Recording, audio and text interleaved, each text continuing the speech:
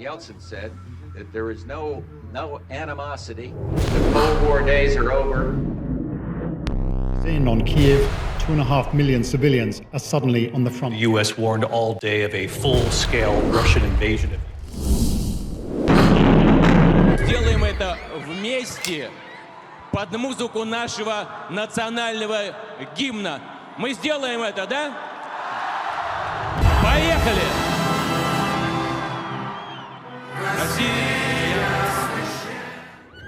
You reformed the army, a real son of Russia. Ukraine is in a world of trouble. On February 24th, Russia launched a full-scale invasion on Ukraine.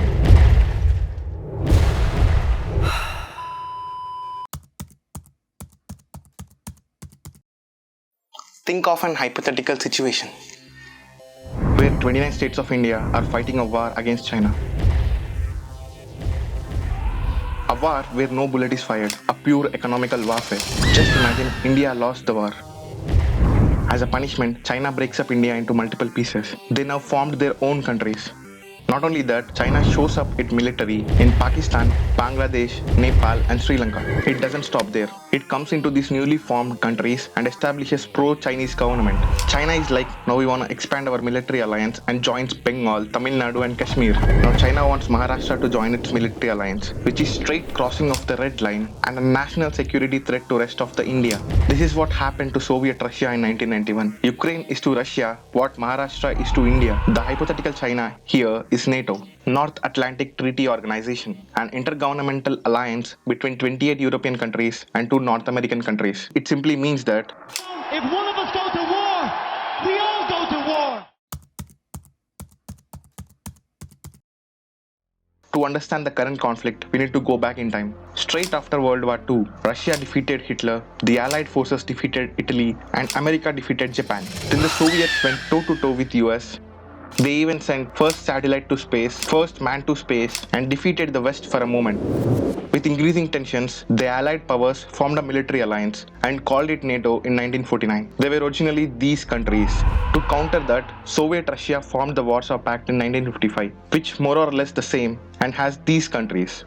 During the same time, the Russians gave Crimea to Ukraine because Ukraine was an agriculture powerhouse. Having sea access to such part of the Union is beneficial to entire Soviet Union. Now let's travel 40 years. Tension is rising in East Berlin and the Berlin Wall collapsed on 9th November 1989.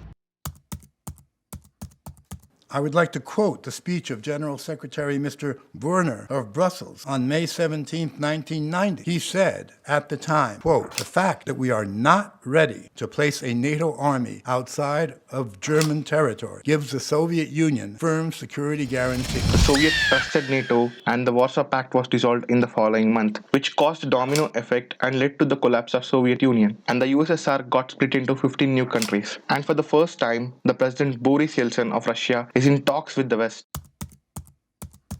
Russia never, in its entire 1,000 years, never had democracy. Completely absent. So it wasn't like something that once upon a time Russians had and then they lost, but they knew what it was. They didn't know what it was. Let's spend money on getting democracy moving in Russia and seeing to it that the communists do not get back.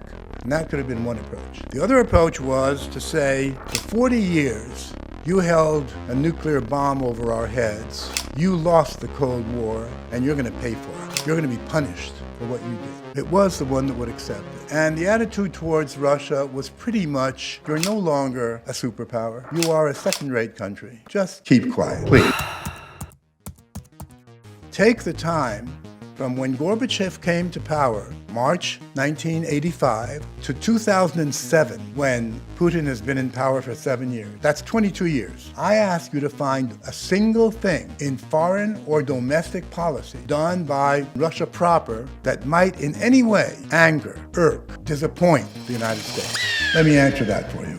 Nothing. Not one thing during that period. Now, what did Russia get as a result of that? First, the enlargement of NATO. That was number one. Then the bombing of Yugoslavia. That was done by NATO, and NATO is, after all, dependent mostly on the United States, let's face it, right? The UN did not condone this. Amid of this crisis, Vladimir Putin became the new president of Russia.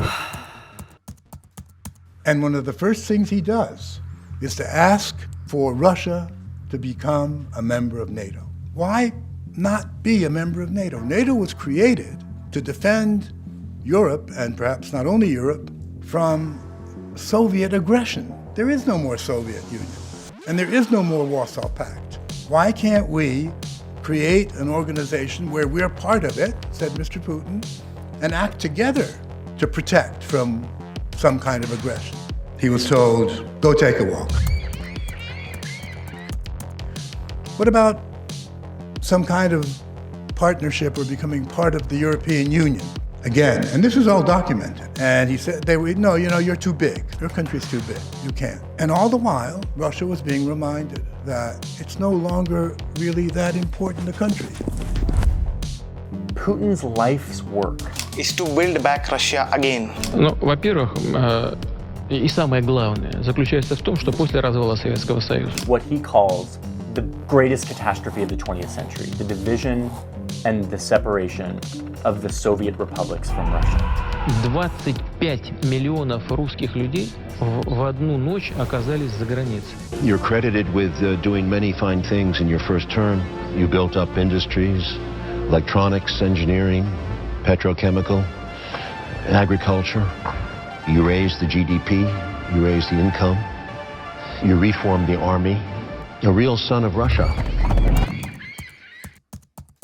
But then the big troubles start, and it comes in the famous Bucharest Summit, April 2008, where at the end of the summit, a declaration is issued which says, NATO welcomes Ukraine's and Georgia's Euro-Atlantic aspirations for membership in NATO. We agreed today that these countries will become members of NATO.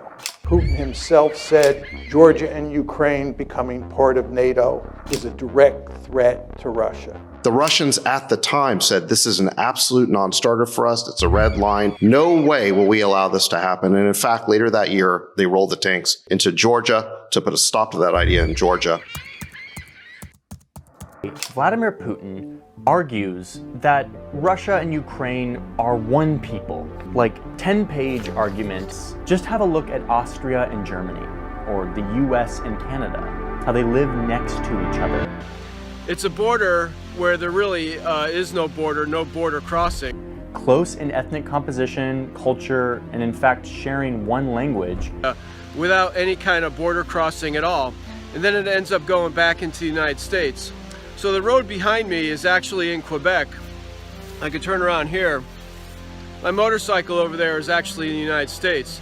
They remain sovereign states with their own interests, with their own foreign policy, but this does not prevent them from the closest integration or allied relations. They have very conditional, transparent borders, and when crossing them, citizens feel at home. They create families, study, work, do business. Incidentally, so do millions of those born in Ukraine who now live in Russia. We see them as our own close people. Basically pro-Russian, democratically elected Prime Minister Yanukovych, who was deposed in a coup in 2014, a coup that was supported by our State Department and probably the CIA. In reaction to that, Putin seized Crimea. Not a year later, not months later, days later. The reason why he was able to seize it so quickly is the Russians actually have a naval base there at Sevastopol. They have a naval base there. It allows them to control the Black Sea. So the Russian thinking on this, we're about to have a pro-Western ruler come into Ukraine, installed by an American-backed coup. And now we're going to lose our main naval base in the Black Sea, and it could be replaced with a NATO base. There's no way that's happening. So they moved to seize Crimea. And then after that, they started backing Russian separatists in the Donbass, and the civil war began. Okay, so that basically is what's been leading up to this. They basically, by December, had given an ultimatum to the State Department. Now, what was the response to that? Blinken came out at the critical moment and said, NATO's door is open and will remain open. Basically said, you guys can take a hike.